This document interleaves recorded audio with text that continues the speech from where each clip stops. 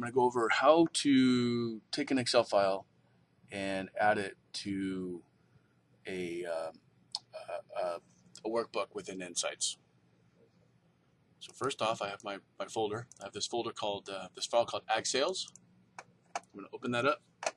It's an XLS file. There it is. And the first thing you need to do is I'm going to select all the data that I need. Now, if you have less records, then that's probably better than probably 29,000 for what I'm going to do, but this should work. So I'm going to select all my records from 1 to 29,000, and then I'm going to go to the Insert tab, and I'm going to create a table out of it. So now my Excel file kind of works it's actually like a table. Then I'm going to come over here, I'm going to save it. I'm going to say continue. Oh, I'm going to continue it. I'm also going to save as it's by default it's set to 97/2003. I want to change it to an XLSX file. I'm going to save that. So now it should be an XLSX file. It's a table and it's an XLSX file, as you see up here.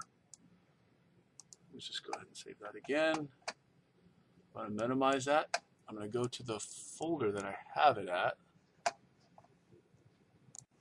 So I've kind of saved everything into this My Project folder.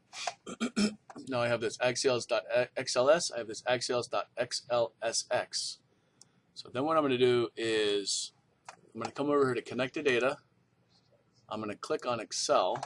I'm going to drag that AddXLS.XLSX into I'm going to just drag and drop it. And left click, release. What it's doing is it's processing. It says, oh, here's AddXLS.Table1. I'm going to go ahead and click Add.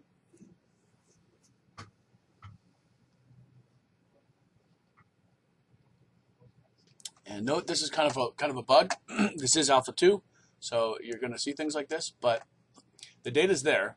In order to see it all, there's an issue with width right now. So if I go in and I go narrow, see how I just expanded?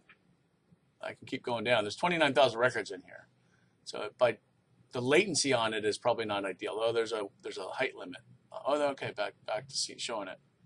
There may be like a height limit on displaying, so you probably will only want to play with a shortened amount of records.